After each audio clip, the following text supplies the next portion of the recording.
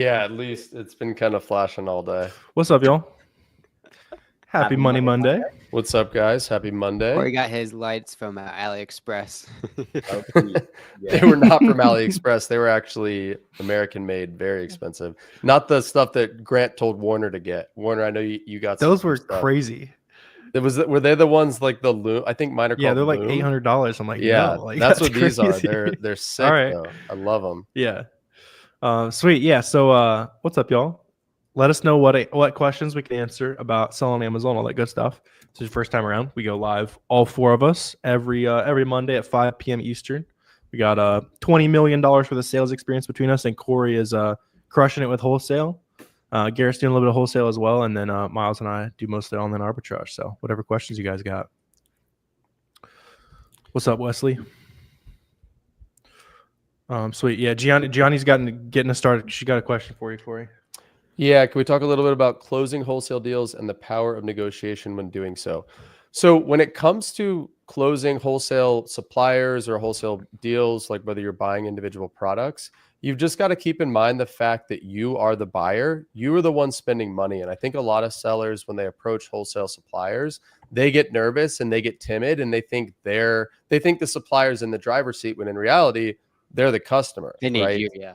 Yeah, they need you a lot more than you need them. So money does talk. So the more you're able to spend, the more the better deals you're going to be able to get. But at the end of the day, it just comes down to, negotiating and remembering that you're the one in the driver's seat and that you have the ability to walk more so than they do. Again, I feel like we talk about this every week, but approach with as much specifics as possible. Exact UPCs, exact quantities, an idea in terms of the target price point you're looking for, right? And also be flexible, right? Because a lot of people lose in wholesale before they even get started because they go in and dictate quantity and price. But those are the only two pieces of the equation. You can't expect to go in and identify what quantity you want and the price point. You have to have one of those on a sliding scale. And I would probably recommend keep that quantity on a sliding scale because the price point is what really, really matters. If you have a couple extra weeks or a couple extra months of units, maybe you sell them to a friend. There's a lot of options you have, but the price point is ultimately what's going to dictate how successful that buy is. Yep, spot on. Should I focus on ungating and selling one brand at a time before moving to others, or try to ungate as many as possible up front? Yeah, so you should actually do neither. Just get ungated when you find stuff profitable. The picture is crazy. I know. I was like, yeah, that is funny. Definitely a W right there. Yeah, Patrick, that's a good profile pic, Patrick.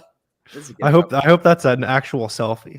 Yeah, that's the awesome. world's first talking pig. Yeah, when you find stuff profitable, ungate it. You know what I mean? So obviously, the more stuff you find profitable, the more you ungate. There are a bunch of auto ungates too that you'll be good to go from the get-go. Stafford, Athletic Works, Cuddle Dud, stuff like that. And then you storefront stock those sellers, you'll find other ones from there too. He said, "Thanks, guys. That's actually me." That is okay. Gotcha. Very okay, nice. Very nice. So Gianni had another wholesale follow-up question to the first one. So what about when calling a brand directly, the brand wants you to provide some sort of value instead of just providing money? So a lot of this comes down to figuring out what is the brand's pain point. What are they actually having trouble with? And a lot of times you can just go look at their listings and see how their listings are set up.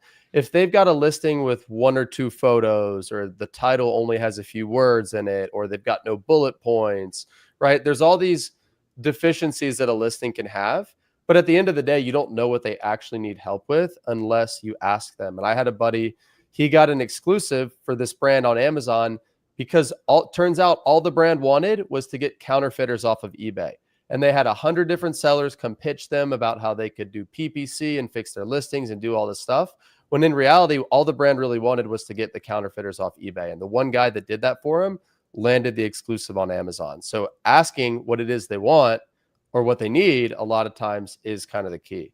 But so a lot of newer wholesalers get scared away with the whole brand value pitch, right? There's a lot of talk in 2025 and rightly so about updating listings and updating copy and updating titles and bullets and all this sort of stuff. And there's more ways to provide value to a brand other than all that stuff. Right.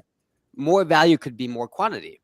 It could just be forecasting. It could be helping them notice who on their listings are breaking map. It could be consistent just informing them. Yeah. Letting them know when they get new negative reviews so they can update their product accordingly. Like it could be a million different things, and you don't have to be some Amazon wizard or like PPC master to help them, right? Maybe to land some bigger brands, but you can scale up to that and graduate to that over time. And even so, that could be like offering to sell on Walmart, right? Yep, that's a great point. Spending Helping them diversify on some PPC. Like Corey's obviously got a good video on the PPC campaigns, right? It's easy to identify if a brand has any sellers that are spending money on PPC, right? Grab that brand, post it into Amazon search, and if there's no hits on the top row on sponsored products, then none of their sellers are actually bidding on the keywords of that particular product. That's an easy entry point to provide value to a brand apart from like the mainstream buzzwordy words in 2025. Yeah. Do you guys stock up on inventory for certain holidays when they're out of What's season? good with these pictures? I mean that could one's be like, him. that might be I feel like that's from a movie or something. yeah, that's what I was thinking too. Yeah. So we're not a huge fan of speculation. There is like a gigantic industry of like people doing buy and holds like that. And I don't think it makes that much sense for beginners though. Just focus on quick flips, Ian. Jimmy But long Buffett. term, right? You can totally get in on that. See, we not going to burn the loop here, but Kiki knows the best pound for pound restaurant on planet Earth. And we were talking about that. So she's a very, very, very, very intelligent person right there. It's funny. Yeah, Ian, what you should do on those seasonal items you're coming across though is make a Google sheet and just track things that you'll see, like, even like non-holiday wise, you'll see like canning supplies goes crazy right after like harvest season for whatever that type of vegetable or whatever is, right? Usually it's like fall-ish. Certain back to school, that kind of thing. And you can set up just like a button on seller and just click it. You'll have a big list of ASINs that are good during a certain time of year too. Very, very good tip on that. Well, Yeah, to add my 2 cents to this as well. So Ian, if you're doing wholesale and if you do seasonal products and wholesale, whether it's toys or whether it's, candy or food products, a lot of those vendors are going to want for example, your Christmas candy order. They're going to want that order in July, right? So part of you kind of has to speculate a little bit on, well, what have I already sold before? What does the data say? Can I make an informed purchase with a much higher likelihood of making money than losing money? So again, depending on the types of products you're selling, like that is involved to a degree. Kiki, got to keep it on the low. Keep it on the low. They only got those 2 small rooms. We got to keep that on the low right there. I mean, by the way, like she's going to agree that I'm completely right on that too. Wait, so I want to answer this question from earlier. So this is from Caitlin. She's a Wholesale Network member. We were just on a live Discord, just in voice chat, like right before I jumped into the Money Monday here. And she had this question. I told her I was going to answer it on Money Monday. So she was asking how to remove the California Prop 65 for warning label off of listings.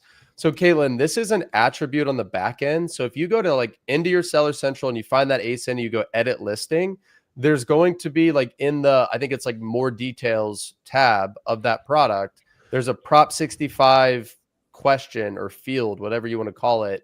And you just answer the question, like, does my product, I think, comply with or qualify for whatever, and you just answer it, right? And it'll update the listing. So I know for the product in question, I know you were saying you have access to that brand's Seller Central account. So if I were you, I would go into their Seller Central account. I would go into that listing. I would edit the listing on the back end and just remove that warning if that's what's correct in the case of that product. And then it should, within 20, 30 minutes to an hour, update on the listing. Cool, sweet. Any recommendations for seller tools? Yeah, so all you're going to need in 2025 to start, right, is SellerAmp and Keepa for product sourcing. We all have videos going through how those work. So SellerAmp and Keepa for product sourcing, and then Boxum for listing, shipping, and analytics. Yeah, there's a lot of like more complicated and expensive ones out there. You don't need anything else besides those here. Yes, Kiki, absolutely. I'm going there tomorrow night. What would you ungate right now? Having a hard time ungating? Yeah, so honestly, only really whatever you find profitable. If you do want a quick auto ungate to plug in, go plug in Stafford, and it'll let you move it from the get-go here. Yeah, and just check out the other offers on any of those like auto ungate brands as you'll well. find other ones. It'll send you down a nice rabbit hole. And even if it's not auto ungate, it'll at least be like, if you look at like a sub 5 review storefronts, they're going to be recent sellers that can sell the same things you can. Yep. So what would you guys define as a quick flip? I would say something that sells within a day or two Like Yeah, that something starts FBM, moving pretty quick. Yeah. Yeah, like a week or so. If you're like trying to hop on something that's like temporarily higher in price, that kind of thing. Yeah. So Corey, what would you say for basic sourcing criteria for wholesale? Yeah. So, and because with wholesale, a lot of times you don't know the price. You have to find the product first, and then you have to get the price. So I look for products that have at least 2 or 3 FBA sellers on the listing, sells at least 50 or more units per month. And then Amazon's not dominating the buy box, right? As long as that buy box is rotating. So it's those 3 criteria. If a product meets those 3 criteria and the price looks good, then a lot of times I will at least test that product out, buy 30, 45 days worth of that product and see how it goes. Jeez. Abdil says, how do you activate 2D barcodes in Amazon Seller Central? Yeah, so Warner had posted the Boxem Help Center link. I'm gonna post it again too. And everything, and that goes for any Boxem oriented questions. Like we got full-time support. We're obviously happy to answer any questions too, and we have the Boxem Help Center on there as well. Yeah, Abdil, I see you're on my channel. I dropped that link beginning of stream. You can check that out. License, do you need to start selling? Resale permit, that's about it. You don't even need you don't that. even need that. Yeah, you literally don't need anything to start. Most people try to get a resale permit ASAP. Like LLC, if you got any personal assets to protect, that kind of thing. We did not do any of that though. It's just kind of list something on Amazon, see how it goes. Oh, right. Yeah. Is it possible to filter for 100 plus? Yeah, just put in the monthly sold. Yeah, Alan Darren put in the monthly sold. Their estimates is based on drops though, which is not correct. Agreed. So it'd be sales rank L. Yeah.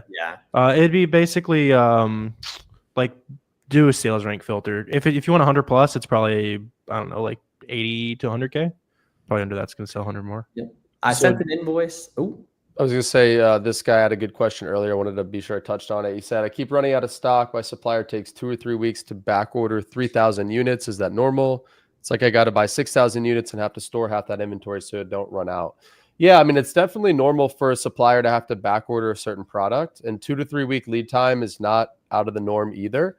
So you just have to buy and plan with that number in mind. So if it takes 2 to 3 weeks to back order and 3,000 units is maybe how much you sell in a month, then I would be buying at least 6,000 units. And then, 15 to 20 days into that sales cycle, start asking them about the next order and look to put that next order in, very soon thereafter. Yeah.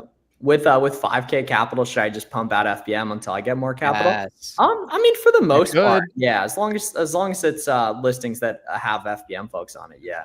Yeah, you could. I mean, but there's, I don't like when people get stuck to FBM or FBA or vice versa. Like the correct answer is yes. If you find a good product to FBM, you should sell it. If you find a good product to FBA, you should sell just it. try a bunch of The stuff. amount of capital is not really relevant. It's like just buy good products and make sure you don't, overextend yourself because you only have 5K.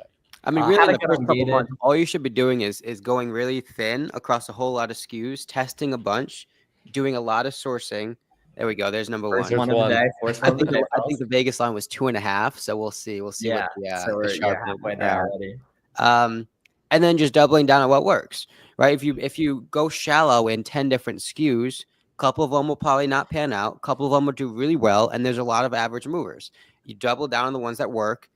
Source adjacently to those working ones, as in like deeper into the brand, competitive sellers, different variations, all that sort of stuff. That'll lead you to the next 5. And then out of those 5, another one will hit, couple will bounce out. And then you just keep iterating until you build out your catalog of really good SKUs of 50 to 100 products or 20, right? And then you're going to continue to go from there. I have 30K to start. Should I start with OA or jump to wholesale? Oh, dude, you got 30 grand. I would pay for formal help and honestly probably do both depending on time availability. Yeah, Tony heard gambling and he perked up, of course. He said hello to what's up, like, George and George enthusiast. Just hops on. So good question here earlier. Somebody said, how do you keep your account safe from Section 3? So this is something that I feel like at one point or another, everybody's going to go through eventually, because a lot of times what Section 3 is it's just an identity verification. It's just Amazon wanting to make sure that you are who you say you are and your products are authentic. That's really all it is. So if you're buying either directly from the brand or from an authorized distributor or from a large, authorized, easily recognized retailer, then you're going to be able to beat a Section 3 every single time, assuming you present your information in a manner that is easy for an Amazon employee to consume. That's it, right? So you shouldn't worry about a Section 3 if you're running a legitimate business. Everything should, go over very easily. Yeah. Dyson saying you weren't able to apply for anything. You're probably under some kind of account review, I would assume. Sometimes like they'll restrict being able to send shipments or apply to things. Check your email. You probably need to just submit docs on something. So somebody said, when figuring out how many units you should buy, are you dividing estimated sales by number of sellers? So yes, but not just the total number of sellers, the number of competitive sellers, because you'll see some listings where buy box is $50 and you've got 4 guys at $50, but then you've got 3 guys at $90, right? So that's 8 total sellers. I'm not going to factor in those 3 guys at $90 because they're not getting the buy box. I want to compare myself to the people who are in the buy box, right? So I would usually like to use within 2% of the buy box price, I would consider a competitive seller. What would you guys agree? Is that kind of the number you guys use? And the same token, right? You could even probably filter out FBM offers when the buy box is dominated by FBA. I do. Right? Yeah, that's a good point. I don't even consider an FBM offer a competitive offer if I'm going to be selling FBA on that list. It's one thing if the FBM offer is 15% lower than the trending buy box, they're going to get sales for sure. Yeah. But I mean, you can see an offer count of 20, but that doesn't actually mean there's 20 people that you're competing with. It could be 5, it could be 6, it could be 10, right? And so the real indication is kind of what Corey went over. But again, even more so than that, right? It's the trending of those offer counts, because that's going to be the single source of truth, right? Mm-hmm. Because the buy box can be trending between 20 and 25 for a year, and you could think it's super, super stable. But if the offer count's increasing drastically over the past week, well, then that year of data means nothing, right? Because that offer count is going to be the biggest indicator we have in terms of what the buy box is going to do. That offer count starts to shoot up, buy box is going to drop. If that offer count starts to drop, well, it's likely the buy box is going to go up, right? And so you can really tell a lot about what the buy box will do, just kind of based on what the micro trend of that offer count is. Yeah. Struggling sourcing, have 30K to spend, but I can't find much other than these 5 to 10 unit listings that I just hop in and off. On these small medium brands, I feel kind of stuck in the beginning stages. So yeah, all you're missing, Jared, is knowledge of the 1 or 2 tips and tricks that make the source for each of these brands good. Right? So when you Google a product doing storefront stalking, especially a brand you see sellers carrying 20, 30, 40, 50, 100 ASINs of, it really only comes from one place typically, right? And therefore, all you need to be able to do is identify how to make that website good. And then once you know that discount mechanism, a lot of profitable SKUs are going to start to open up. So I literally have a video I'm dropping tomorrow that goes maybe Wednesday, that goes into all the specifics on this. And come to the free class we got going on Wednesday night. Warren and I got a free class we're hosting 7 p.m. Eastern on Wednesday. It doesn't cost a dime. And it's going to show you really, really important product research stuff and a lot of stuff we don't share anywhere else for free. So definitely make sure you guys get registered for that too. I'm going to drop it in the chat. Supplier asked for an address and a plan on using a prep center. Will I just provide the address of the prep center? Yeah, 100%. And that's a huge hack that a lot of people don't really kind of associate. You don't need a commercial address to start wholesale. You can use any sort of prep, assuming it's reliable, any prep center you need, or multiple, right? So say you have one supplier on the East Coast, one supplier on the West Coast. I mean, if it makes sense shipping wise and they're making you pay for shipping, why not get one on each side and mitigate the cost that way, as well as just making your shipments arrive quicker? Yep. Yeah, that's exactly what we do. And good question from Tony up here. He said, are we buying like 45, 60 days worth of a product that we know is good? So Tony, it really it depends on a few factors. So first of all, the new offer count, right? If it's in any way, shape, or form trending upwards rapidly, I'd probably buy it on the lower side. But if the new offer count looks good, right, you can buy 45, 60 days worth. That's usually what we're buying.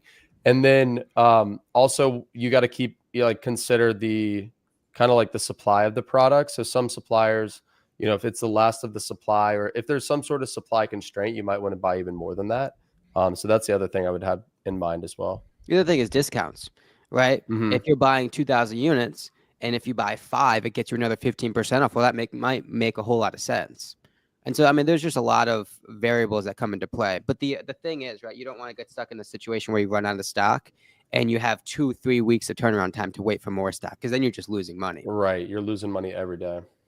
Where's another one? I Yeah, found a you can very do good. multiple orders for ungates too. That was a question that came up a couple times. So if a site limits you to 7 or 5 or 4, for example, you can do multiple orders as well.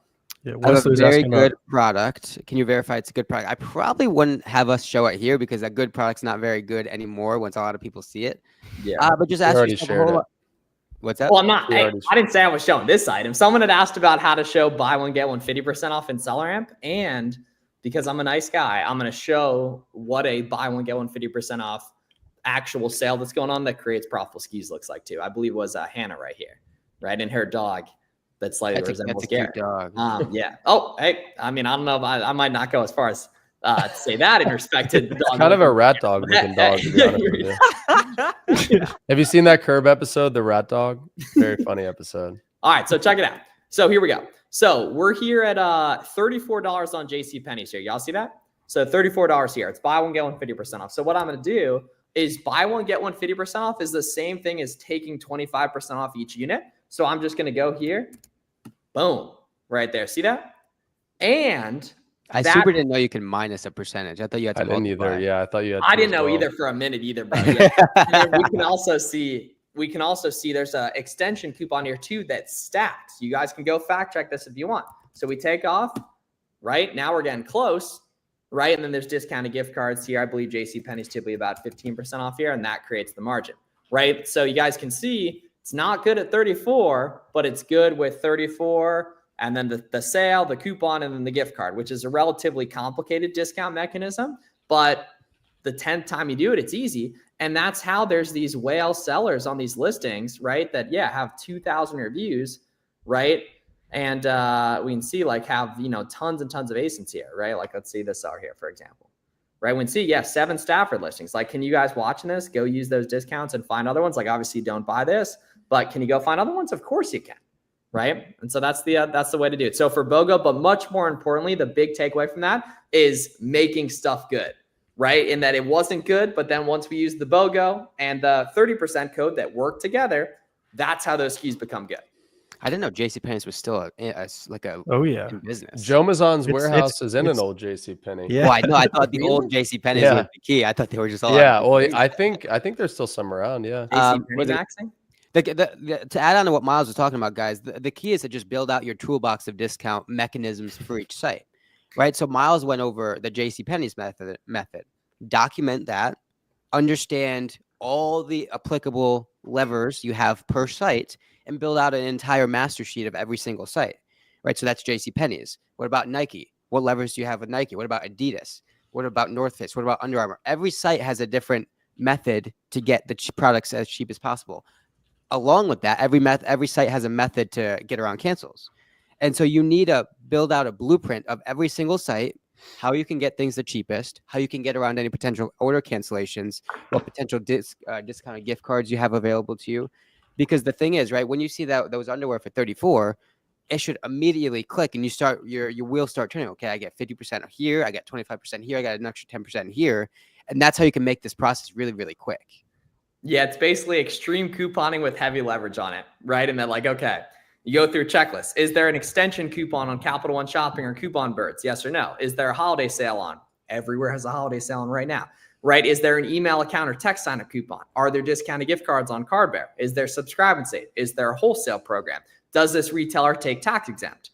Right? And there we go. Right? What credit cards? Yeah, the Amex Plum card with the 60-day payback period is the best, but we're definitely not going to recommend use leverage. But that is a really good option for scaling up the business. Capital One I Spark is like good for cash back too. Yeah, I was gonna say Capital One Spark's definitely my heaviest spend card because they'll give you a really big limit on it typically.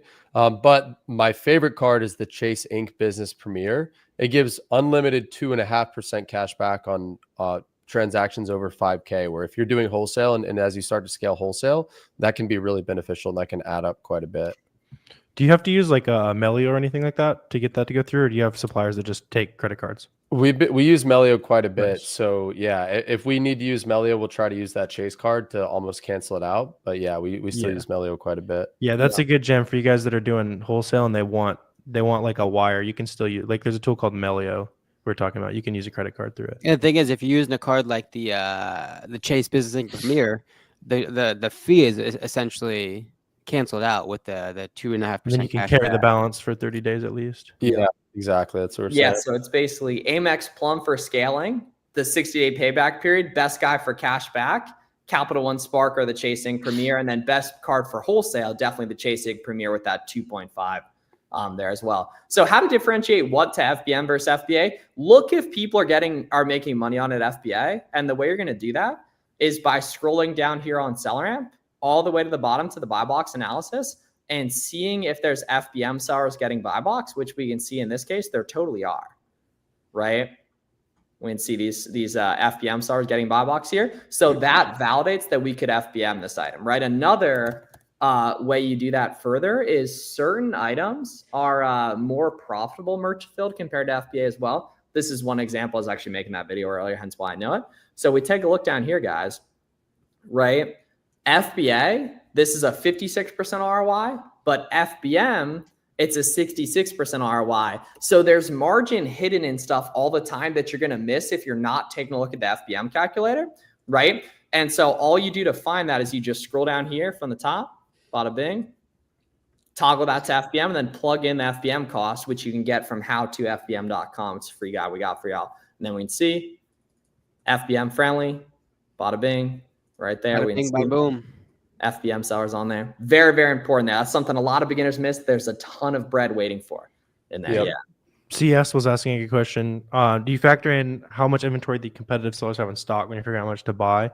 Not necessarily, with the exception of if there's like a ton of low inventory sellers. So I think it was like Miles and I think we were on a stream and we found like an RA item where like everyone had like two items. Yeah.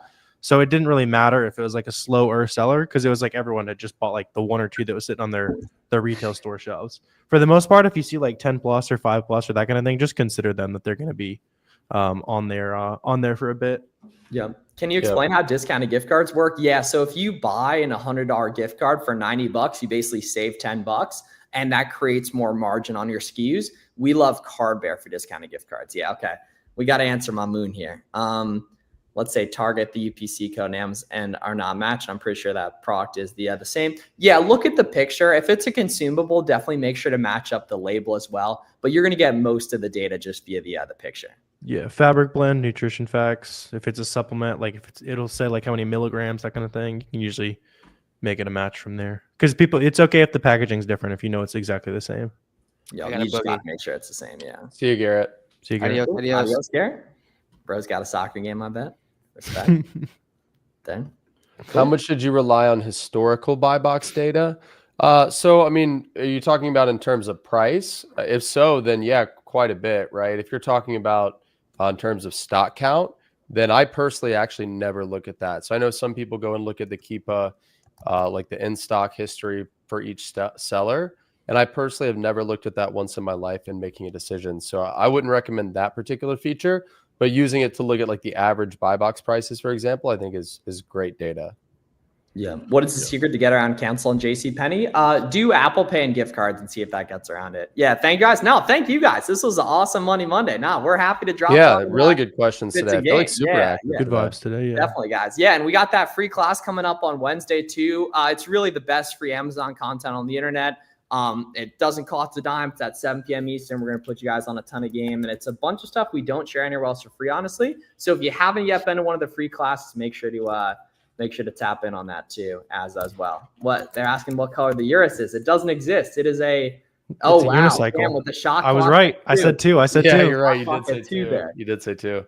Very good. Wait, Cool. so let's help Heather out because this is I think an easy one. So for Amazon inventory, she had 16 listed. They all disappeared, but 3, it's been like that for several days. What is the reason? So Heather, what probably happened is those other units went into what's called FC transfer, which stands for fulfillment center transfer. So Amazon's basically just spreading your inventory out around the country. If you go into your inventory and you click on the number of units available, you click that number and there'll be like a drop down and it'll show you like, for example, 3 available and then 16 in FC transfer. So take a look at that, and I guarantee you that that's where they are right now. Hell yeah. All right, guys. So we'll see you guys next Monday for Money Monday as well. And we'll see you guys for the free class tonight or Wednesday night as well, 7 p.m. Eastern. Getting too ahead of myself for that. So y'all tap in on that and as well. go watch some game film, go watch some live sourcing, maybe some Cooper Flag highlights here and there. And yeah, we're going to get to it on that. Y'all be great. See you guys on Wednesday night, 7 p.m. Eastern, free live class. Best free Amazon content on the internet. Take a look at the link in the description. Make sure to follow all these gents on social media. And if you see a news headline that LeBron James destroys some guys at local gym, that's what You've I'm used that one before. You've used Yeah, I that was one like, before. I feel like You've that's seen that on the every news. week at this Missed point. All-Star weekend. He was abusing average civilians in pickup basketball. That was actually me. That wasn't actually LeBron James. Y'all be great. See you soon. See ya.